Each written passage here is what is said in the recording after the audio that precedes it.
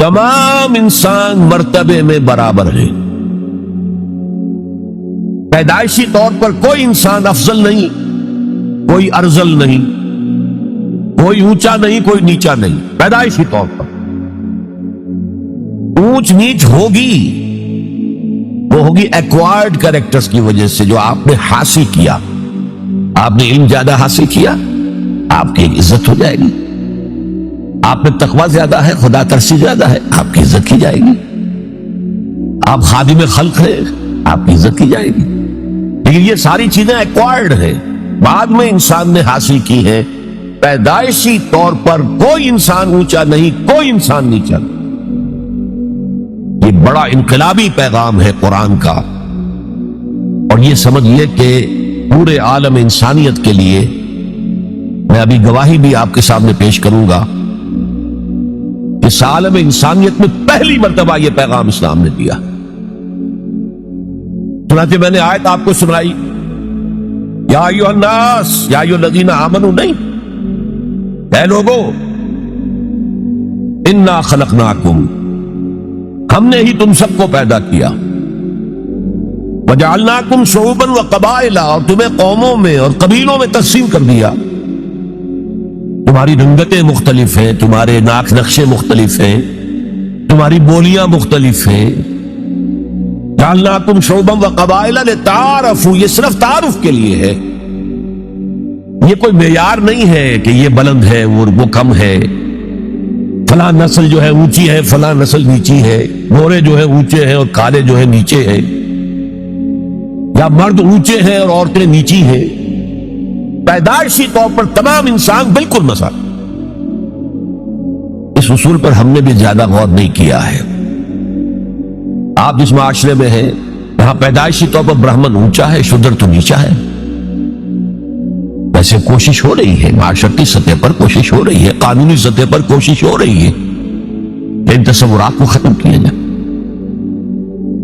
چنانچہ سب سے بڑھ کر یہ کوشش امریکن سوسائٹی میں ہوئی ہے. Any discrimination on the basis of the color of the skin is a crime. قانونی اور دستوری طور پر جتنا کچھ ہو سکتا تھا اس معاملے میں وہ امریکہ نے کیا ہے. لیکن آج بھی امریکہ میں کالے اور گورے کے درمیان دلی طور پر منافرت ہے. جنوں کو تو قانون نہیں بدل سکتا. قانون تو آپ کے ظاہر پر حکمرانی کر سکتا ہے، اور میں سمجھتا ہوں کہ یہ کریڈٹ دیا جانا چاہیے. انہوں نے غلامی کے خاتمے کے لیے جنگ لڑی اور ان کے ہاں ڈسکریمنیشن بالکل ختم، قانوناً. بہت بڑا جرم ہے.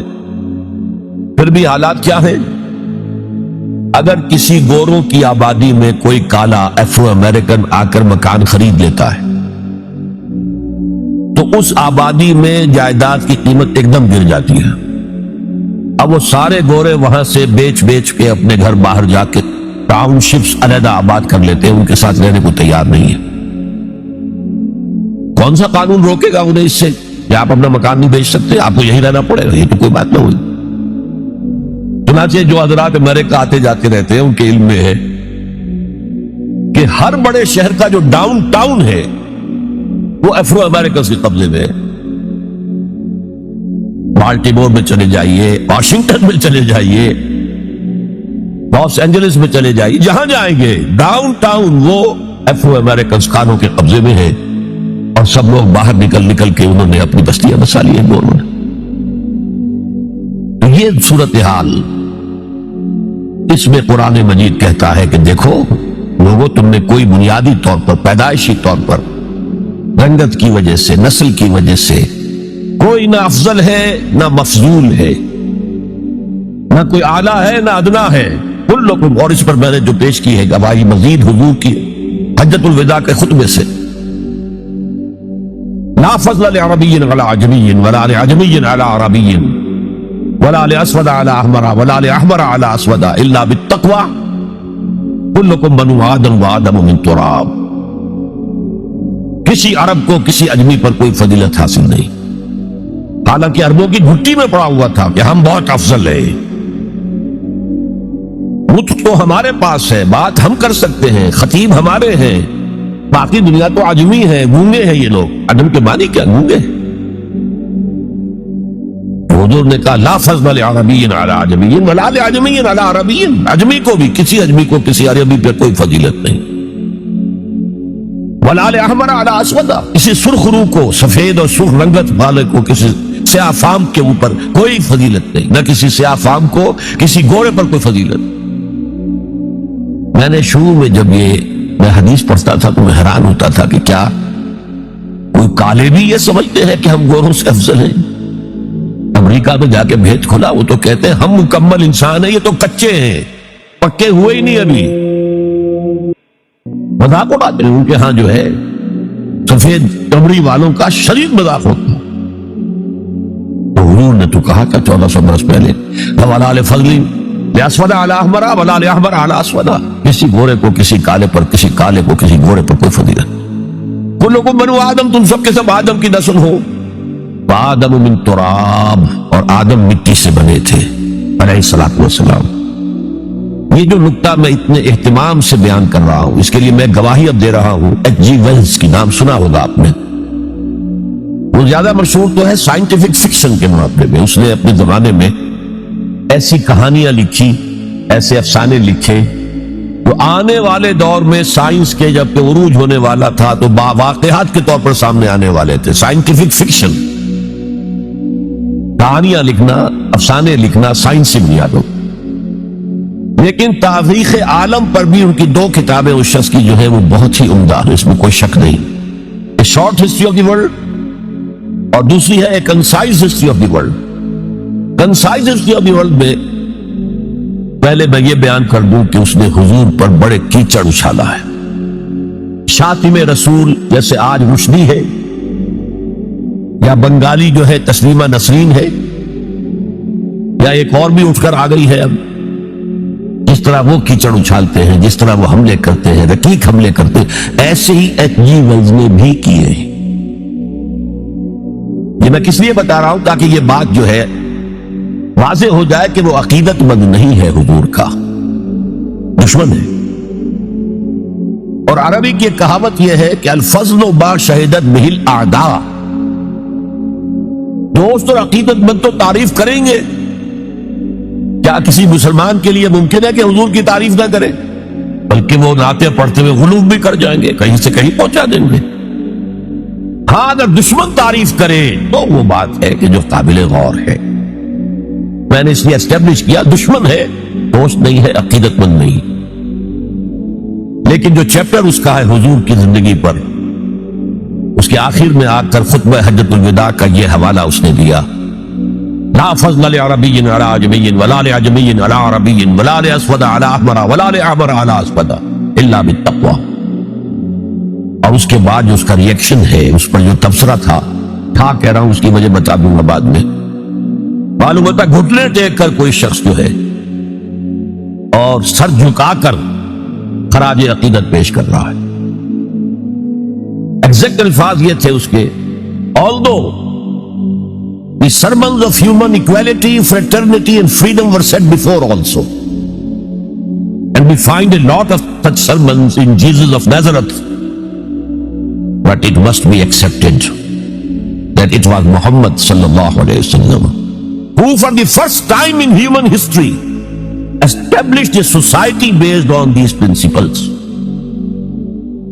کہ اگرچہ انسانی مساوات، اخوت اور حریت کے واعظ تو پہلے بھی بہت کہے گئے تھے، بہت کہے گئے تھے، بہت کہے گئے تھے، اب عیسائی ہونے کے باوجود کہتا ہے کہ مسیح ناصری جیسس آف نازرت حضرت عیسیٰ علیہ السلام کے ہاں بھی واعظ تو بہت ہے، لیکن ان اصولوں پر کوئی معاشرہ وہ قائم نہیں کر سکتا۔ تاریخ انسانی میں پہلی شخصیت محمد کی ہے صلی اللہ علیہ وسلم، اس نے کہ ان اصولوں پر معاشرہ بالفعل قائم کر کے دکھا۔ اچھا اب آئیے اس کی اہمیت پر۔ اہمیت یہ ہے کہ آج جیسا کہ میں نے کہا تھا کہ دنیا سکڑتی جا رہی ہے، فاصلے تو کوئی ہے ہی نہیں، اب کوئی معنی نہیں۔ جیسے حدیث میں آیا تھا کہ دجال بات کرے گا ساری دنیا میں سنی جائے گی، آج کوئی دجال صاحب جو ہے واشنگٹن سے تقریر کرتے ہیں اور پوری دنیا میں سنی جاتی۔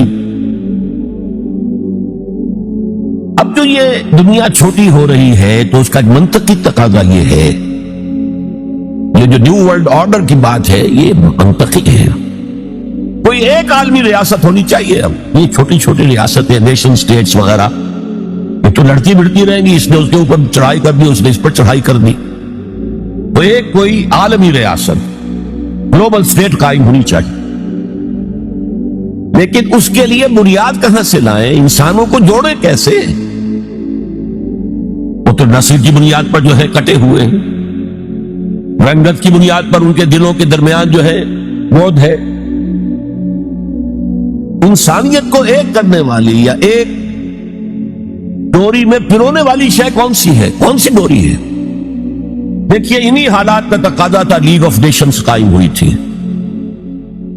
لیکن چونکہ سارے فاصلے جو ہے خارج میں کم ہوئے ہیں، دلوں کے فاصلے جو کہ تو برقرار ہے، ناکام ہو گئی، ختم ہو گئی۔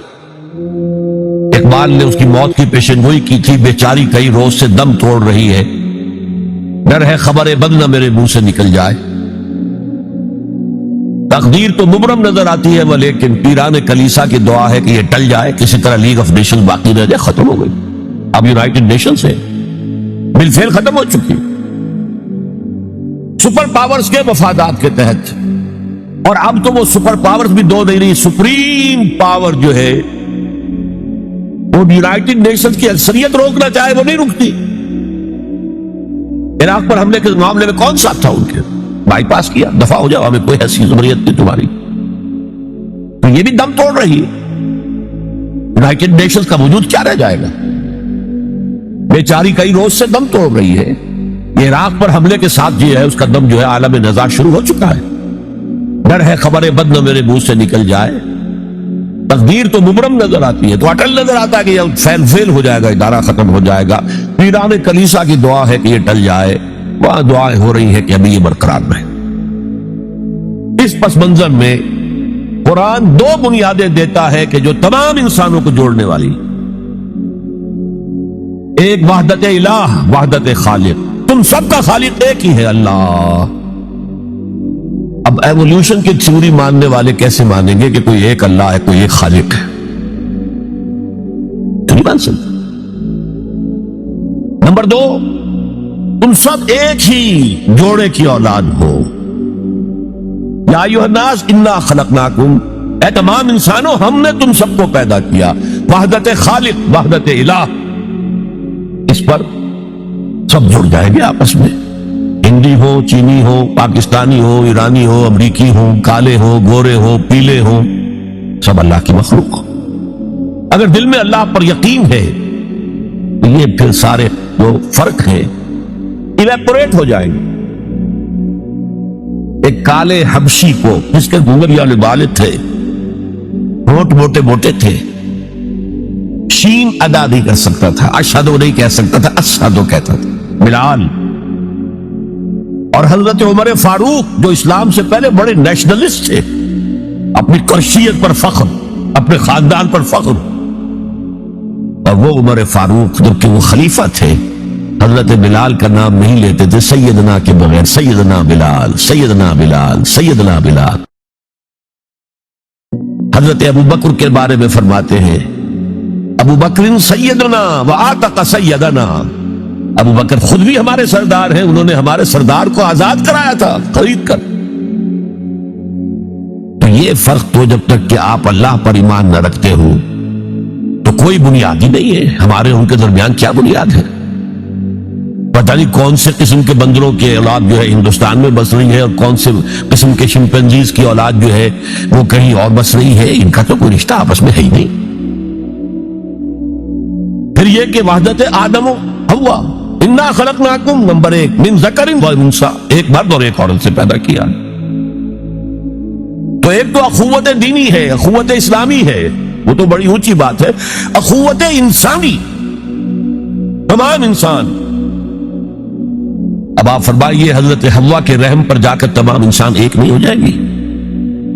والدہ کے رحم کے اعتبار سے بہن بھائی جو ہیں بھائی بھائی اور بہنیں ہیں، دادی کے اس پر جائیے تو وہ ایک بڑا کنبہ وجود میں آ جائے گا، چچا تائے کی ساری اولاد اس میں مل جائے گی، اور اسی طریقے سے खालाओं की और फुप्पियों की औलाद शामिल हो जाएगी, उससे आगे जाइए, उससे आगे जाइए, सब जाकर आदम और हव्वा पर जमा हो जाएगी। फ्रांस के इस तरह से पूरा आलम इस्लाम जो है कॉलोनियल दौर के अंदर गुलामी के दौर में चला गया। ये चौथा दौर था, लेकिन यहां थोड़ा सा तवक्कुफ कर लीजिए। ये चौथा दौर एक दर्जे में खत्म हो गया है, कहते हैं दुनिया वाले कॉलोनियल दौर खत्म हो गया, हकीकत में खत्म नहीं हुआ। बराह रास्त हुक्मरानी खत्म हुई है, इनडायरेक्ट रूल जारी है, रिमोट कंट्रोल के जरिए से वही हुकूमत कर रहे हैं, बटन वहीं से करते हैं, हम जाकर झोलियां उन्हीं के सामने पसारते हैं, उन्हीं से कभी सरमायाकारी की भीख मांगते हैं, कभी कर्जों की भीख मांगते हैं, उनके चश्मे अबरू के इशारों के मुंतज़िर रहते हैं। हमारी जंग और सुलह उनके ताबे है, हमारे तमाम वसाइल उनके तसल्लुत में है। वो दौर अभी खत्म नहीं हुआ। फर्क सिर्फ ये है, पहले बराह रास्त हाकिम थे, आप बिलवास्ता हाकिम, लेकिन हुजूर ने फरमाया सल्लल्लाहु अलैहि वसल्लम ये दौर भी खत्म होकर रहेगा। वो समझिए जैसे कराची में लाडी कोरंगी में कई नंबर आते हैं बसों में, कराची लाडी नंबर 1, लाडी नंबर 2, लाडी नंबर 3, फिर कहीं 3.5 भी होता है। आज हम बीच में खड़े हैं इस चौथे दौर के, कि हुजूर के कौल के मुताबिक मुल्कन जबरियन या दौर अभी जारी है, निस्फ खत्म हो गया है, निस्फ अभी बाकी। लेकिन एक बात तो बड़ी तल्ख है, अभी बकिया निस्फ में बड़ी क़यामतें गुजरने वाली। इसी बकिया निस्फ में वो मार्का पेश आने वाला है, इसी में वो मलाहिम होंगे, इसी में वो अल-मलहमतुल उज़्मा होगी, इसी में दज्जाल अकबर का ज़हूर होगा, इसमें हमारे ऊपर तकालीफ और मसाइब अभी और उसके साए गहरे होंगे, और कुछ रोज सजाओं से लहू बरसेगा और गमनाक के तारीख अंधेरे होंगे। लेकिन उसके बाद फरमाने नबूवत पूरी शान के साथ जाहिर होगा। सुम्मा तकूनु खिलाफत अला मिनहाजिन नबुव्वा, फिर दौर आएगा खिलाफत अला मिनहाजिन नबुव्वा का, दोबारा वही दौर, मैं नहीं वो निजाम जो मोहम्मद रसूलुल्लाह ने कायम फरमाया सल्लल्लाहु अलैहि वसल्लम, दुनिया में दोबारा कायम होकर। मेरे कई दोस्तों ने कहा होकर रहेगा, मैं यकीन के साथ कहता हूं होकर रहेगा। सिर्फ ये कि हम ये नहीं कह सकते अभी उसमें कितनी देर है। जैसे कुरान मजीद में कई जगह हुजूर से कहलवाया गया, नबी कह लीजिए इन अदरी अकरीबुन अम बईदुम मा तुअदून, लोगों जो वादा तुमसे किया जा रहा है ये तो मैं नहीं कह सकता, वो जल्दी पूरा होगा या देर में होगा, जरूर पूरा। इन्नल्लाह ला युखलिफुल मिआद, अल्लाह ताला अपने वादे की खिलाफवर्जी नहीं करता। तो मोहम्मद रसूलुल्लाह सल्लल्लाहु अलैहि वसल्लम की दी हुई नबीद दोबारा खिलाफत अला मिनहाजिन नबुव्वा का निजाम कायम होगा, और इसमें अब जरा नूरुन अला नूर दो हदीसें इसी किताबचे में शामिल है। फिर अर्ज कर रहा हूं, ये आपको मिल जाएगा अगर नहीं है इस वक्त, और मैं चाहता हूं आप इनके मतन याद करें, इन हदीसों के मुबल्लिग बन जाए, इन आयात को हिज्जे जान बनाए, ताकि मायूसी का मदावा हो सके, हिम्मतें जो पस्त हो रही है उनमें दोबारा अर्ज़ जमा पैदा हो सके। इसलिए हमने बड़ी तादाद में इसे शाये किया है। 100 के पैकेट्स के अंदर आपको ये मिल सकेगा अगर आप लेना चाहें, आम करें, फैलाएं। पहली हदीस है मुस्लिम शरीफ की, सहीहैन में से एक, सनद के एतबार से बड़ा तरीन दर्जा, हज़रत सौबान इसके रावी है रज़ी अल्लाह ताला अन्हु। बड़े प्यारे अल्फाज है मोहम्मद रसूलुल्लाह सल्लल्लाहु अलैहि वसल्लम के, फरमाते हैं इन्नल्लाह ज़रा लियल अर्ज़, अल्लाह ने मेरे लिए पूरी जमीन को सुकेर दिया, लपेट दिया। फराएतो मशारिक़हा व मगारिबहा, मैंने उसके सारे मशरिक़ देख लिए, सारे मगरिब देख लिए। व इन्न उम्मती सयब्लुगु मुल्कुहा मा ज़ुयली मिनहा, और यकीन रखो मेरी उम्मत की हुकूमत उन तमाम इलाकों पर कायम होकर रहेगी जो मुझे इस तरह जमीन को सुकेर कर और लपेट कर दिखा दिए गए। अब जिस शख्स को भी मोहम्मद की रिसालत पर ईमान है सल्लल्लाहु अलैहि वसल्लम, उसे कोई शक नहीं हो सकता। दूसरी रिवायत हज़रत मिक़दाद से, ये मुस्नद अहमद इब्न हंबल की रिवायत, हज़रत मिक़दाद रज़ी अल्लाह ताला अन्हु फरमाते हैं हुजूर ने इरशाद फरमाया ला यब्क़ा अला ज़हरिल अर्ज़ बैतु मदरिन वला वबरिन इल्ला अदखलहुल्लाहु कलिमतल इस्लाम, इस रूए अर्ज़ी पर कोई घर नहीं बचेगा, न ईदगाह का बना हुआ न कम्बलों का बना हुआ खेमा रहेगा जिसमें अल्लाह ताला कलमा इस्लाम को दाखिल न करे। कुल रूए अर्ज़ी पर हर घर में इस्लाम दाखिल होगा। लेकिन इसमें बड़ी अहम बात है, हमारे बास दानिश्वर आज जो गुमराहियां फैला रहे हैं उसका तौर इस हदीस में है, और हमें सदमा है अल्लामा इकबाल का फर्जंद, और वो इस मुगालतों को आम कर रहा है। और भी छुट भैया दानिश्वर थे, उनकी बात की कोई अहमियत नहीं थी, लेकिन अब वही बात कही है डॉक्टर जावेद इकबाल ने। इस हदीस में उसका तोड़ है, इस्लाम का गलबा होगा तो कैसे होगा, बेइज्जत अज़ीज़िन व ज़ुल्ल ज़लील, या तो किसी इज्जत वाले के एजाज के साथ होगा और या किसी कमजोर की मगलूबियत की बुनियाद पर होगा। इम्मा युइज़्ज़िहुमुल्लाह, या तो अल्लाह घर वालों को, खेमे वालों को एजाज अता फरमाएगा, फयकूनून मिन अहलिहा, या इस्लाम ही के कलमे को कबूल कर लेंगे। व इम्मा युज़िल्लुहुम, या अल्लाह उन्हें मगलूब कर देगा, फयदीनून लहा, और उनके लिए लाजिम होगा कि वो इस्लाम की ताबेदारी इख्तियार करें।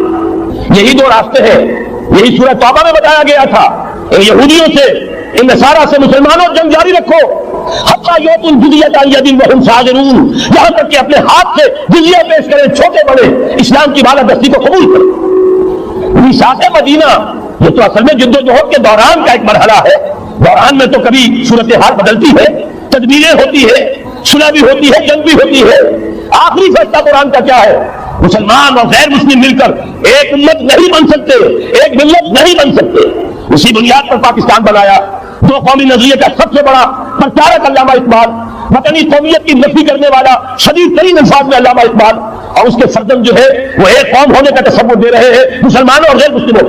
یہاں پہ ایک ہی راستہ ہے، صحابہ کرام کی فوجیں جب نکلی جہاں گئی، تین آلٹرنیٹو، ایمان لے آؤ، ہمارے برابر کے ہوگے، بھائی ہوگے، جان مال عزت آبرو املاک جائیداد ہر چیز جیسی ہے ویسی رہے گی، ہمارے کندھے سے کندھا لگا کر کھڑے ہوگے۔ یہ نہیں کہ چھوٹے بنو، اسلام کی بالادستی قبول کرو، جزیہ دینا منظور کرو، اور یہ بھی نہیں صرف ایک تھرڈ آپشن ہے، آؤ میدان میں، تلوار ہمارے اور تمہارے درمیان فیصلہ کرے گی۔ یہ ہے تاریخ۔ آخری بات جو کہی گئی سورہ توبہ میں وہ تو یہ ہے، میثاق مدینہ کے درمیان کی تدبیر ہے، معاہدات ہوتے ہیں، معاہدات تو مشرکین عرب سے ہوئے جس کی کامل تنصیص کی برات من اللہ ورسولہ الی الذین عاہدتم من المشرکین۔ سارے معاہدات آج ختم کیے جا رہے ہیں، اعلان عام کیا جا رہا ہے، کوئی معاہدہ نہیں ہے، باطل جو ہی پسند ہے حق لا شریک ہے، شرکت میں آنا ہے حق و باطل مگر قبول۔ علامہ اقبال تو یہ کہہ رہے ہیں، بارہ ذہن میں رکھیے، حضرت مقداد کی حدیث نے بہت بڑا عقدہ حل کیا ہے۔ اسی لیے جب حضور سے یہ الفاظ سنے حضرت مقداد نے تو کہتے فقلت، میں نے اپنے دل میں یہ کہا وَيَكُونَ الدِّينُ كُلُّهُ لِلَّهِ، یہ جو سورہ انفال میں الفاظ آئے ہیں، دین پورا کا پورا اللہ کے لیے ہو جائے گا، یہ تبھی ہوگا جبکہ کل ہوئے عرضی پر کوئی گھر نہ بچے، کوئی خیمہ نہ رہے جو یا تو اس کے گھر والے اور خیمے والے اسلام لے آئے یا اسلام کی تابع داری قبول کرنے کے لیے تیار ہو، تب ہوگا۔ اسی کو اقبال نے کہا تھا جواب شکوہ میں، وقت فرصت ہے کہاں، کام ابھی باقی ہے، نور توحید کا اتمام ابھی باقی۔ لیکن یہ جو حدیثیں میں نے آپ کو سنائی ہے، علامہ اقبال نے در حقیقت انہی کا نقشہ کھینچا ہے۔ آسماں ہوگا سحر کے نور سے آئینہ پوش، اور ظلمت رات کی سیما پا ہو جائے گی، پھر دلوں کو یاد آ جائے گا پیغام سجود، پھر جبھی خاک حرم سے آشنا ہو جائے گی۔ آنکھ جو کچھ دیکھتی ہے لب پہ آ سکتا نہیں، محو حیرت ہو کہ دنیا کیا سے کیا ہو جائے گی۔ شب ریزہ ہوگی آخر جلوہ خورشید سے، یہ چمن معمور ہوگا نغمہ توحید سے۔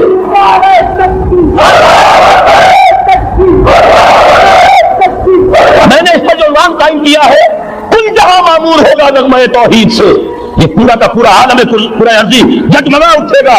اشرقت الارض بنور ربہا، نور رب کا جب اطمینان ہوگا پوری یہ زمین اس سے چمک اٹھے گی۔